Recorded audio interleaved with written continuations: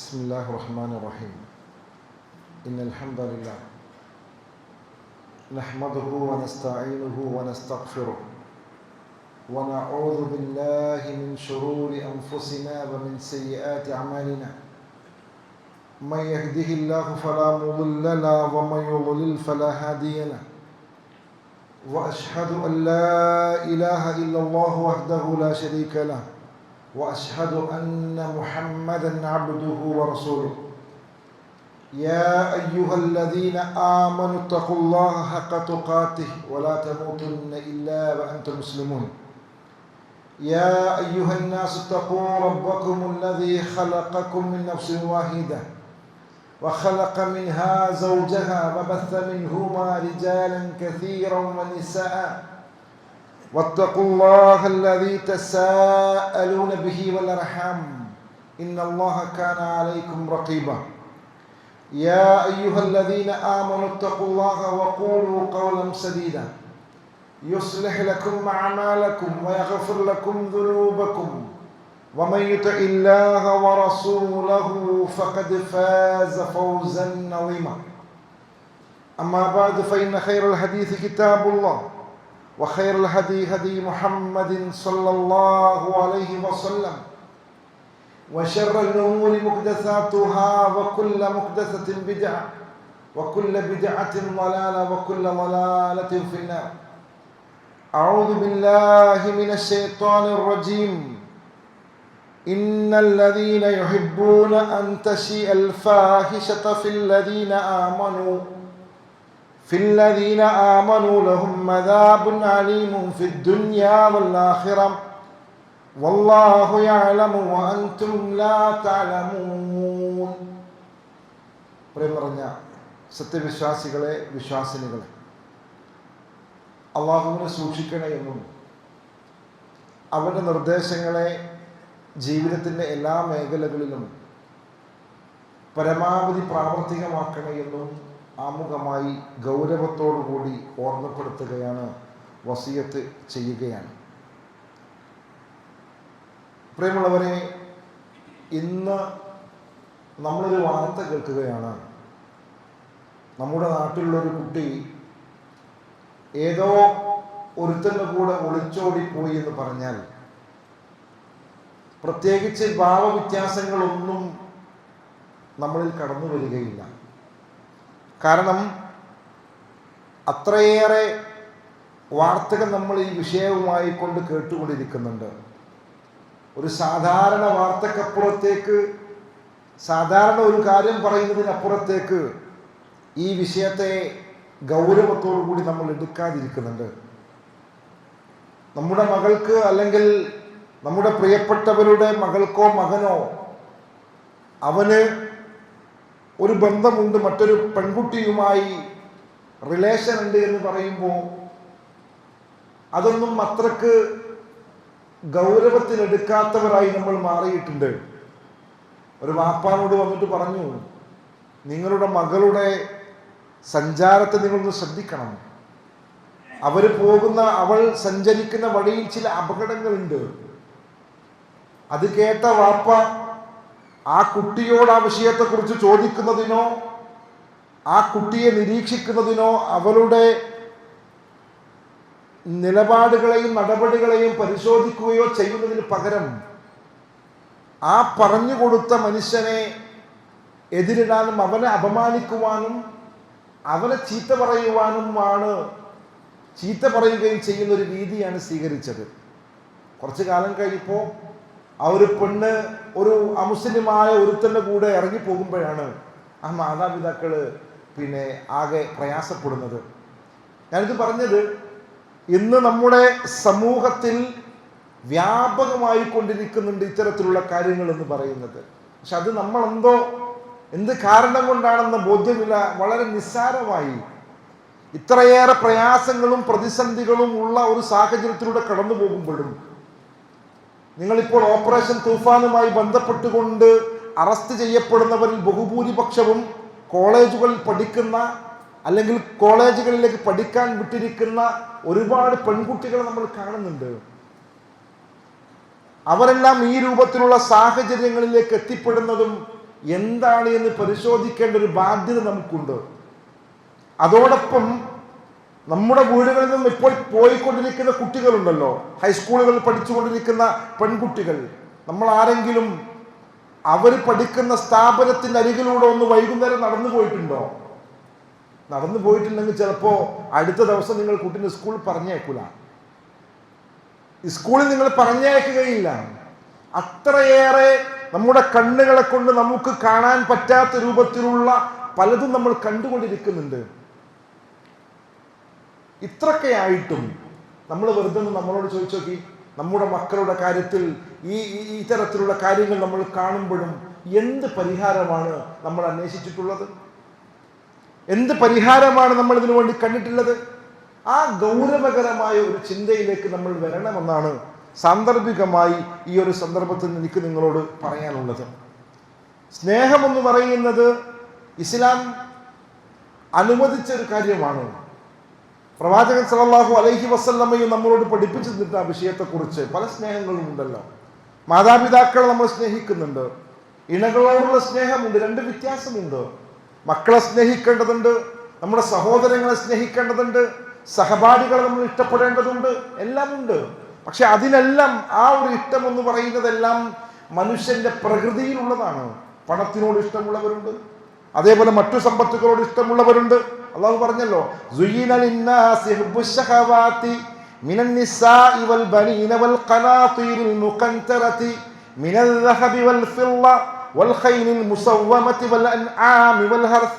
അള്ളാഹു പറയാണ്, പലതിനോടും നിങ്ങൾക്ക് ഇഷ്ടമുണ്ട്, പലതിനോടും നിങ്ങൾക്ക് ഹുബ്ബുണ്ട്. സ്ത്രീകളോട്, അതേപോലെ നിങ്ങളുടെ മക്കളോട്, സ്വർണത്തിൽ നിന്നും വെള്ളിയിൽ നിന്നും അട്ടിയിടപ്പെട്ട കൂമ്പാരങ്ങളോട് നിങ്ങൾക്ക് ഇഷ്ടമുണ്ട്. നിങ്ങൾക്ക് കൃഷികളോട് ഇഷ്ടമുള്ളവരുണ്ട്, കന്നുകാലികളോട് ഇഷ്ടമുള്ളവരുണ്ട്.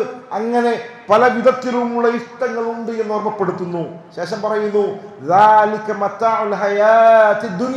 അതെല്ലാം ദുനിയാവിലെ വിഭവങ്ങൾ മാത്രമാണ് എന്ന് ഓർമ്മപ്പെടുത്തുന്നുണ്ട്. ഇവിടെയെല്ലാം ഓരോന്നിനോടുമുള്ള ഇഷ്ടങ്ങൾക്ക് വേറെ വേറെ തരത്തിലുള്ള ഇഷ്ടങ്ങളാണ് ഉള്ളത്.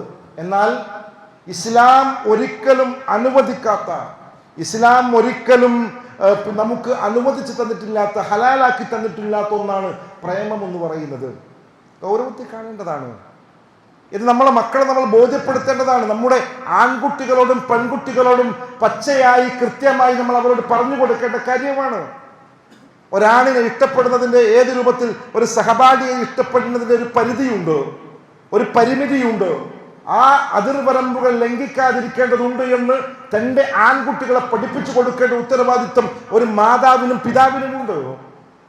തൻ്റെ വീട്ടിൽ നിന്നും പഠിക്കുവാൻ വേണ്ടി ഇറങ്ങുന്ന പെൺകുട്ടിയോട്, തന്റെ സഹപാഠിയോട് എങ്ങനെയാണ് നിലപാട് സ്വീകരിക്കേണ്ടതെന്ന്, അവരോട് സംസാരിക്കേണ്ടത് എങ്ങനെ, അവരോട് അകലം പാലിക്കേണ്ടത് എങ്ങനെ, അവരോടുള്ള ഒപ്പം സഞ്ചാരമുണ്ടെങ്കിൽ ആ സഞ്ചാരം എങ്ങനെയായിരിക്കണം എന്നത് കൃത്യമായി പഠിപ്പിച്ചു കൊടുക്കേണ്ട ഉത്തരവാദിത്വം നമുക്കുണ്ടല്ലോ. നമ്മൾ എത്ര പേർ നമ്മുടെ മക്കളെ കുറിച്ച്, നമ്മുടെ പേരക്കുട്ടികളെ കുറിച്ച്, നമ്മുടെ പേരക്കുട്ടികളെ ചേർത്ത് നിർത്തിയിട്ട് ഈ കാര്യങ്ങൾ നിങ്ങൾ പറഞ്ഞു കൊടുത്തിട്ടുണ്ടോ? ഒന്നാലോചിച്ച് നോക്ക് നിങ്ങൾ. നമ്മളിങ്ങനെ അഭിപ്രായങ്ങൾ പറഞ്ഞുകൊണ്ടിരിക്കുന്നുണ്ട്. അങ്ങാടിയിലേക്ക് നമ്മൾ ഇറങ്ങുമ്പോൾ, കോഴിക്കോട് ടൗണിലേക്ക് നമ്മൾ ഇറങ്ങിയാൽ സരോവരം പാർക്കും ബീച്ചിലൂടെയും നടന്നു പോകുന്ന ആൺകുട്ടികളെയും പെൺകുട്ടികളെയും നമുക്ക് കാണാൻ പറ്റും. കല്യാണം കഴിഞ്ഞ മധുവിധു ആഘോഷിക്കുന്ന ആ സമയത്തുള്ള ഇണകൾ നടന്നു പോകുന്നതിനേക്കാളും അടുപ്പത്തിൽ നടന്നു പോകുന്നവർ ആരാണിത്? സ്കൂൾ യൂണിഫോം ഇട്ടുകൊണ്ട്, അല്ലെങ്കിൽ ഇട്ടിരിക്കുന്ന സ്കൂൾ യൂണിഫോം തന്നെ ബാഗിലേക്ക് വെച്ചുകൊണ്ട് സഞ്ചരിക്കുന്നവർ നമ്മുടെ മക്കളെ പോലെയുള്ള മക്കളാണ്. പലപ്പോഴും നമ്മുടെ മക്കളും നമ്മളോട് പ്രിയപ്പെട്ടവരുടെ മക്കളും ആ കൂട്ടങ്ങളിൽ ഉണ്ട് എന്നതൊരു സത്യമാണ്. പക്ഷെ എന്നിട്ടും നമുക്ക് ഇത് ഗൗരവത്തോടു കൂടി പറഞ്ഞു കൊടുക്കാൻ സാധ്യമാകുന്നില്ല. പ്രിയപ്പെട്ടവരോട് വളരെ ഗൗരവത്തോടു കൂടി ഓർമ്മപ്പെടുത്തുന്നു. പ്രിയപ്പെട്ട മാതാപിതാക്കളോട്, പ്രിയപ്പെട്ട മക്കളോട് ഓർമ്മപ്പെടുത്തും. നമ്മൾ നൈമിഷികമായ സുഖങ്ങൾക്ക് വേണ്ടിയും ആസ്വാദനങ്ങൾക്ക് വേണ്ടിയും സ്വീകരിക്കുന്ന ചില നിലപാടുകളുണ്ടല്ലോ.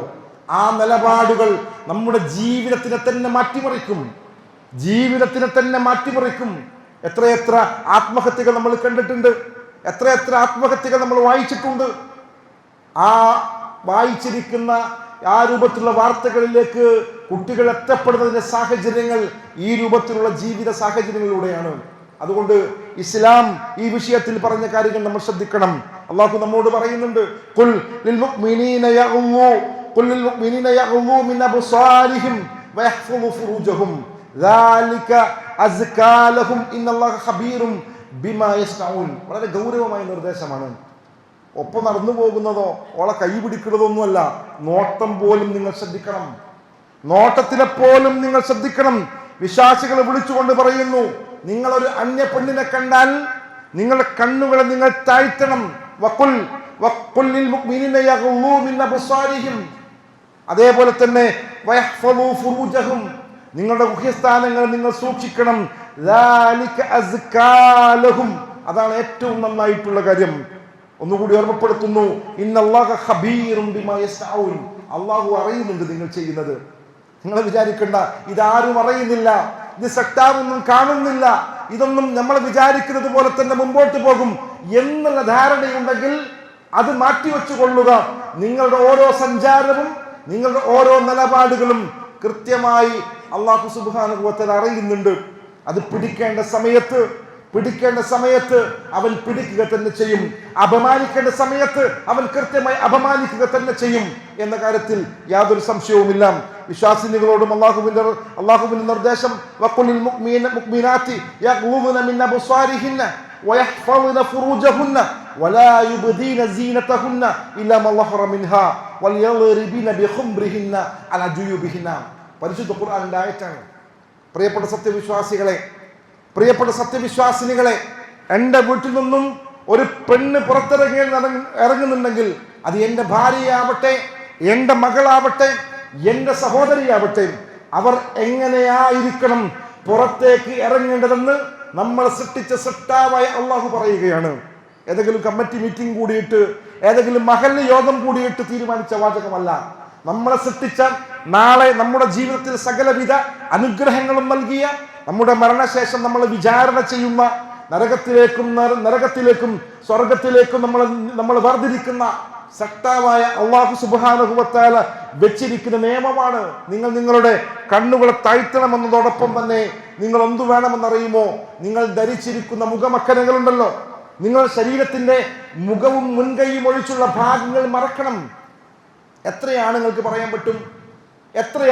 പറയാൻ പറ്റും ആത്മവിശ്വാസത്തോടു കൂടി എൻ്റെ ഭാര്യ പുറത്തിറങ്ങുന്നത് അള്ളാഹു പറഞ്ഞതുപോലെ ഒരു മുഅ്മിനിന്റെ ക്വാളിറ്റിയിൽ,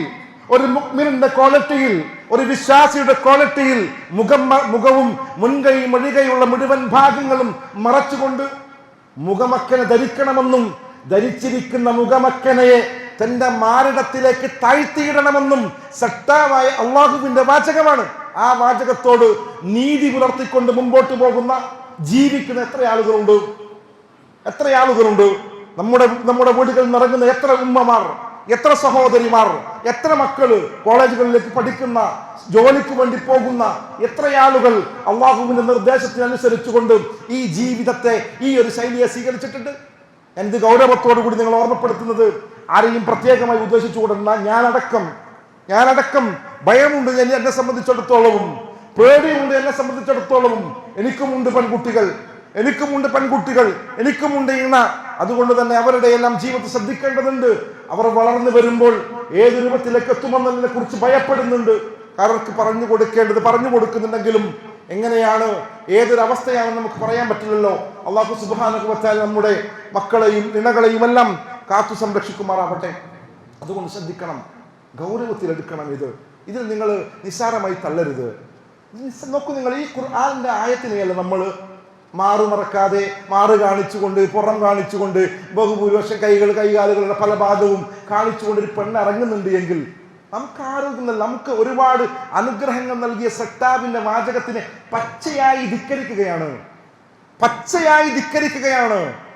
അതൊന്ന് പറഞ്ഞു കൊടുക്കാൻ, അതൊന്ന് ഗൗരവത്തോടു കൂടി ഓർമ്മപ്പെടുത്താൻ, നേരെ മറിച്ച് എന്തെങ്കിലും സാമ്പത്തിക വിഷയമാണെങ്കിൽ അത് ഗൗരവത്തോടു കൂടി സംസാരിക്കാനും വേണമെങ്കിൽ വീട്ടിൽ നിന്ന് അടിച്ചു പുറത്താക്കാനും ഒക്കെ തയ്യാറുള്ള നമ്മൾ സട്ടാവുമായുള്ള നമ്മുടെ ബന്ധങ്ങളിൽ സട്ടാവിന്റെ നിയമങ്ങളെയും നിർദ്ദേശങ്ങളെയും എല്ലാം കൃത്യമായി സ്വീകരിക്കുന്ന വിഷയത്തിൽ നമ്മുടെ പ്രിയപ്പെട്ടവരോട് നമ്മൾ കാര്യങ്ങൾ പറഞ്ഞു കൊടുക്കുന്നില്ല.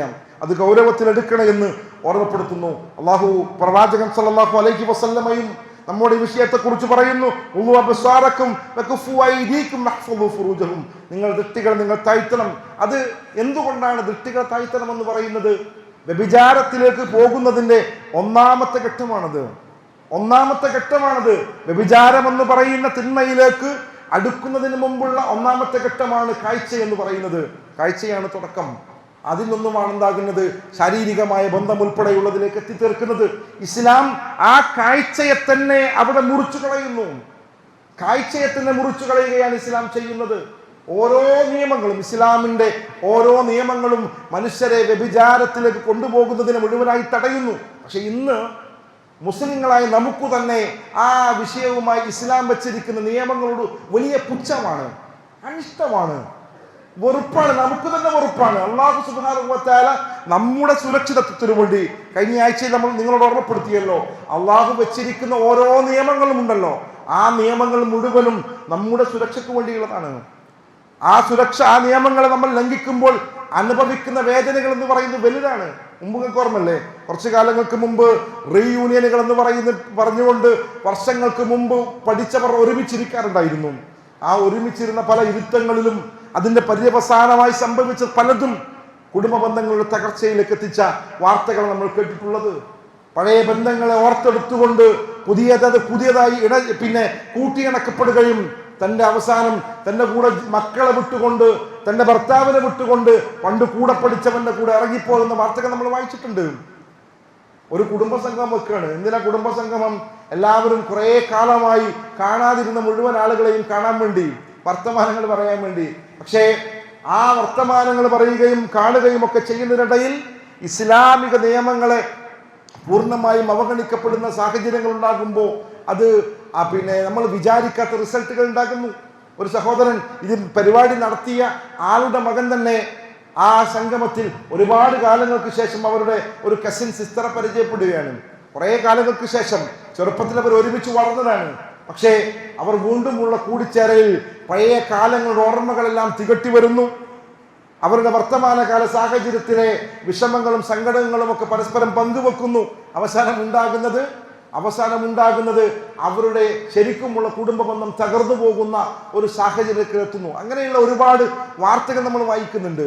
ആ വാർത്തകളിലേക്കുമൊക്കെ എത്തുന്നത് ഈ രൂപത്തിലുള്ള ഇസ്ലാമിന്റെ അടിസ്ഥാനപരമായ നിയമങ്ങളെ നമ്മൾ പരിഗണിക്കാതിരിക്കുമ്പോഴാണെന്ന് ഓർമ്മപ്പെടുത്തുന്നു. അതുകൊണ്ട് പ്രിയമുള്ളവരോട് ഗൗരവത്തോടുകൂടി, അതിലേറെ സ്നേഹത്തോടു കൂടി ഓർമ്മപ്പെടുത്തുന്നു, ദീനിന്റെ നിയമങ്ങളോട് നമ്മൾ ഏറ്റവും നല്ല അടുപ്പം കാണിക്കണം. അത് സ്വീകരിക്കാനുള്ള വിഷയത്തിൽ നമ്മൾ ഒരിക്കലും പിന്നോക്കം നിൽക്കുവാൻ പാടില്ല. അങ്ങനെ നിൽക്കപ്പെടുമ്പോഴാണ് പ്രശ്നങ്ങൾ ഉണ്ടാകുന്നത്. ഇന്ന് ഒളിച്ചോട്ടങ്ങളും പ്രേമവിവാഹങ്ങളും ഒക്കെ അധികരിച്ചു കൊണ്ടിരിക്കുന്നുണ്ടല്ലോ. നേരത്തെ പറഞ്ഞല്ലോ, അതിൻ്റെ പല സാഹചര്യങ്ങളുമുണ്ട്.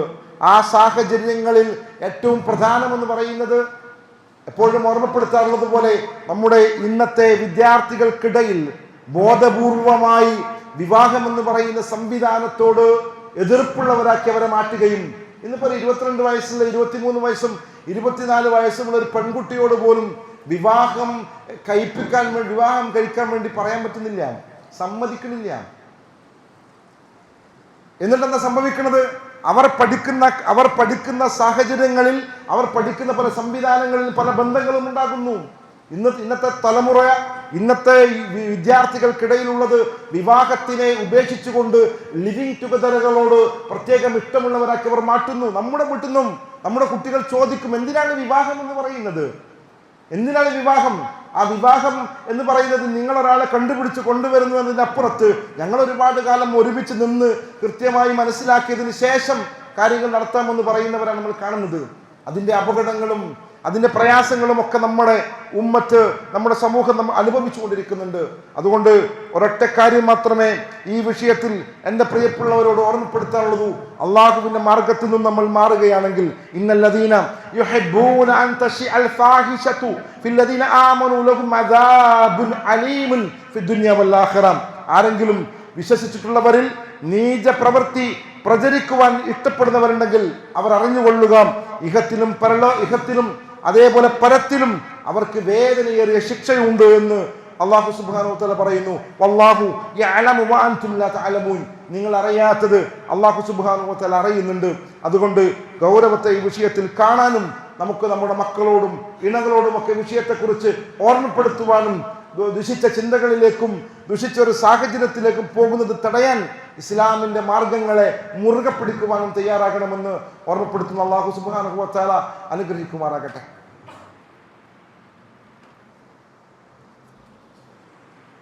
അൽഹംദുലില്ലാഹ് അസ്സലാത്തു വസ്സലാമു അലാ അഷ്റഫിൽ മുർസലീൻ വഅലാ ആലിഹി വസ്ഹാബിഹി അജ്മഈൻ. അമ്മാ ബഅദ്. അല്ലാഹുവിനെ സൂക്ഷിക്കണം, അവന്റെ നിർദ്ദേശങ്ങൾ അനുസരിക്കണമെന്ന് ഒരിക്കൽ കൂടി ഓർമ്മപ്പെടുത്തുകയാണ്, വസിയത്ത് ചെയ്യുകയാണ്. ഇത്തരത്തിലുള്ള നമ്മൾ പറഞ്ഞിരിക്കുന്ന വിഷയങ്ങൾ അതിൽ നിന്നും പരിഹാരമായി ഓർമ്മപ്പെടുത്താനുള്ളത് മക്കൾക്കും മതവിജ്ഞാനം നൽകുക എന്നുള്ളത് തന്നെയാണ്. പലവട്ടം ആവർത്തിച്ചുകൊണ്ട് ഓർമ്മപ്പെടുത്തിയ വിഷയമാണ്. കുടുംബസമേതം അള്ളാഹുവിൻ്റെ ദീന് പഠിക്കുക എന്നുള്ളത് തന്നെയാണ് ഏറ്റവും പ്രധാനപ്പെട്ട പരിഹാര മാർഗം എന്ന് പറയുന്നത്. പരിശുദ്ധ ഖുർആനാണ് നമ്മുടെ മനസ്സുകളിൽ മാറ്റം ഉണ്ടാക്കുന്നത്. പരിശുദ്ധ ഖുർആനിൻ്റെ പഠനങ്ങൾക്കല്ലാതെ വേറെ ഭൗതികമായ നിങ്ങൾ എന്ത് ചെയ്തു കൊടുത്താലും, നിങ്ങൾ വലിയ കാറ് വാങ്ങിക്കൊടുത്തു എന്ന് വിചാരിച്ചോളൂ, നിങ്ങൾ വലിയൊരു കൊട്ടാരം പണിത് കൊടുത്തു എന്ന് വിചാരിച്ചോളൂ, അതൊന്നും തെറ്റുകളിൽ നിന്നും തിരിഞ്ഞു നടക്കാൻ അവരെ പ്രേരിപ്പിക്കുന്ന കാര്യമേ അല്ല. അതെല്ലാം ഒരുപക്ഷെ കൂടുതൽ തെറ്റുകാരാക്കാൻ ചിലപ്പോൾ ഒരു സാധ്യത ഉണ്ടെങ്കിലും നന്മകളിലേക്ക് വരാൻ, തിരിച്ചു നടത്താൻ അതിനുള്ള പരിഹാരം എന്ന് പറയുന്നത് ഖുർആൻ മക്കൾക്ക് പഠിപ്പിച്ചു കൊടുക്കുക, നമ്മൾ പഠിക്കുക, കുട്ടികൾക്ക് പഠിപ്പിച്ചു കൊടുക്കുക എന്നുള്ളതാണ്. അത് ശ്രദ്ധിക്കണം എന്ന് ഓർമ്മപ്പെടുത്താനുള്ളത്. പിന്നീട് രണ്ടാമത്തത് നമ്മൾ മാതൃകയാവുക എന്നുള്ളതാണ്. ഉമ്മമാർ മാതൃകയാവണം.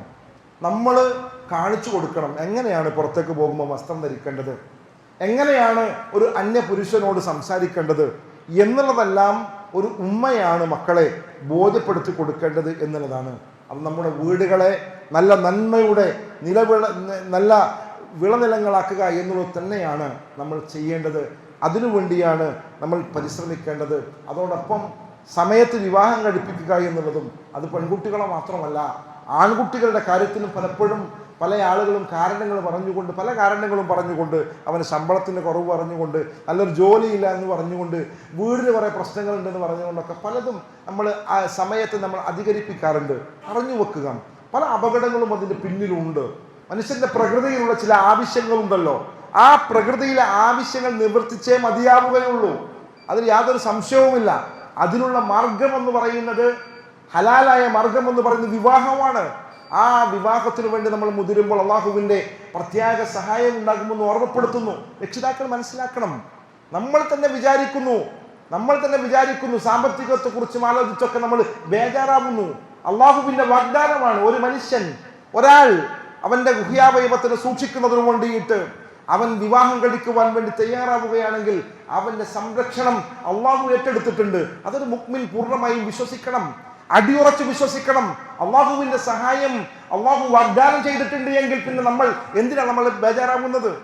അതുകൊണ്ട് ആ കാര്യം കൂടി സാന്ദർഭികമായി ഓർമ്മപ്പെടുത്തുന്നു. അവസാനം ഓർമ്മപ്പെടുത്തുന്നു, നമ്മുടെ പ്രാർത്ഥനയിൽ ഉണ്ടാകുക അല്ലാഹുമ്മ ഇന്നി അസ്അലുക്കൽ ഹുദാ വത്തുഖാ വൽ അഫാഫ വൽ ഐന. അള്ളാഹുവിനോട് സന്മാർഗത്തിനെ, സൂക്ഷ്മതയെ, പവിത്രതയെ, ഐശ്വര്യത്തിനെ ചോദിച്ചുകൊണ്ടിരിക്കുക. അങ്ങനെ ചോദിച്ചുകൊണ്ട് നന്മയുടെ മാർഗത്തിലൂടെ ജീവിക്കുന്ന വിശ്വാസികളിൽ അള്ളാഹു നമ്മളെയും നമ്മുടെ കുടുംബത്തെയും ഒക്കെ മാറ്റിത്തരുമാറാകട്ടെ. അള്ളാഹുവേ, സന്തോഷത്തോടു കൂടി ജീവിക്കാനുള്ള തൗഫീഖ് ഞങ്ങൾക്ക് എല്ലാവർക്കും നൽകി അനുഗ്രഹിക്കണം റഹ്മാനെ. അള്ളാഹുവെ, നിന്നെ മാത്രം ആരാധിച്ച് നിന്നോട് മാത്രം പ്രാർത്ഥിച്ചുകൊണ്ട് ലാ ഇലാഹ ഇല്ലല്ലാഹ് ചൊല്ലി മരണപ്പെടുന്ന വിശ്വാസികളുടെ കൂട്ടത്തിൽ ഞങ്ങളെ എല്ലാവരെയും ഉൾപ്പെടുത്തി അനുഗ്രഹിക്കണേ റഹ്മാനെ. അള്ളാഹുവെ, രോഗം കൊണ്ട് പ്രയാസപ്പെടുന്ന ഒരുപാട് ആളുകളുണ്ട്, അവർക്കെല്ലാം ശിഫ കൊടുത്ത് അനുഗ്രഹിക്കണം റഹ്മാനെ. നമ്മളോട് കൂടെ ചേർന്ന് നിൽക്കുന്ന ഒരു സഹോദരൻ ഒരു ഓപ്പറേഷൻ കഴിഞ്ഞിട്ട് ഹോസ്പിറ്റലിലുണ്ട്. അദ്ദേഹത്തിൻ്റെ ശിഫ അള്ളാഹു സുബ്ഹാനഹു വ തആല വേഗത്തിൽ ആശ്വാസം കൊടുത്തുകൊണ്ട് നമ്മളിലേക്ക് തിരിച്ചു വരാനുള്ള തൗഫീഖ് നൽകി അനുഗ്രഹിക്കുമാറാകട്ടെ. അതേപോലെ കഴിഞ്ഞ ദിവസം നമ്മൾ പറഞ്ഞിരുന്നല്ലോ, താഴെ മുതിരക്കല മൊയ്തീൻ ഖാൻ സാഹിബ്, അദ്ദേഹത്തിന് ഒരു അപകടം പറ്റി ഹോസ്പിറ്റലിലാണ്. അദ്ദേഹം ഇപ്പോൾ അൽഹംദുലില്ലാഹ് അന്നത്തെ സാഹചര്യത്തിൽ നിന്നും മാറിയിട്ട് ആശ്വാസകരമായ ഒരു വാർത്ത നമുക്ക് വന്നിട്ടുണ്ട്. അള്ളാഹു ഏതായാലും വേഗത്തിൽ അദ്ദേഹത്തിന് പൂർണ്ണമായ ശിഫ നൽകി അനുഗ്രഹിക്കുമാറാകട്ടെ. അതേപോലെ പ്രയാസപ്പെടുന്ന മുഴുവൻ സഹോദരങ്ങൾക്കും അള്ളാഹുവെ നീ ശിഫ കൊടുത്ത് അനുഗ്രഹിക്കണം റഹ്മാനെ. പള്ളിയിൽ വന്നിരിക്കുന്നവരിലുണ്ട് പല പ്രയാസങ്ങളുമുള്ളവർ, നാദാ അവർക്കെല്ലാം ആശ്വാസം കൊടുക്കണം റഹ്മാനെ. അള്ളാഹു ഞങ്ങൾ മരണപ്പെട്ടു പോയ ഞങ്ങളുടെ മാതാപിതാക്കൾ, സഹോദരങ്ങൾ, കുടുംബാദികൾ, പണ്ഡിതന്മാർ, അവരുടെ എല്ലാം ഖബറുകളെ വിശാലമാക്കണേ റഹ്മാനെ. അവരെയും ഞങ്ങളെയും എല്ലാം സിദ്ദീഖുകളുടെ, ശുഹദാക്കളുടെ, അമ്പിയാക്കളുടെ കൂടെ ഇന്ന് ജന്നാത്തുൽ ഫിർദൗസിൽ ഒരുമിച്ച് കൂട്ടി അനുഗ്രഹിക്കണം റഹ്മാനെ. മുസ്ലിമായി എന്നതിൻ്റെ പേരിൽ പ്രയാസം അനുഭവിക്കുന്ന ഫലസ്തീനിലെ, ഗസയിലെ, യമനിലെ, സിറിയയിലെയും എല്ലാം കുട്ടികൾക്കും സഹോദരങ്ങൾക്കുമെല്ലാം നാഥ നീ സമാധാനം കൊടുക്കണം റഹ്മാനെ. അവർക്ക് നിർഭയത്വം കൊടുക്കണം റഹ്മാനെ. അള്ളാഹുവെ അവർ നേരിട്ട പരീക്ഷണങ്ങൾക്ക് നീ അർഹമായ പ്രതിഫലം കൊടുത്ത് അനുഗ്രഹിക്കണം റഹ്മാനെ. മരണപ്പെട്ടവരെ നീ സ്വർഗത്തിൻ്റെ ഏറ്റവും ഉന്നതമായ ദറജയിൽ നീ ഒരുമിച്ച് കൂട്ടി അനുഗ്രഹിക്കുകയും ചെയ്യണം റഹ്മാനെ. അല്ലാഹുമ്മ അഫിൽ മുഅ്മിനീന വൽ മുഅ്മിനാത്ത് വൽ മുസ്ലിമീന വൽ മുസ്ലിമാത്ത് വൽ അഹ്യായ മിൻഹും വൽ അംവാത്ത് إنك مجيب دعوة يا قاضي الحاجات. اللهم أجرنا من النار. اللهم أعز الإسلام والمسلمين وأذل الشرك والمشركين. ربنا تقبل منا إنك أنت السميع العليم وتب علينا إنك أنت التواب الرحيم. وصلى الله على محمد وعلى آله وصحبه أجمعين. وصلى الله على محمد وعلى آله وصحبه أجمعين.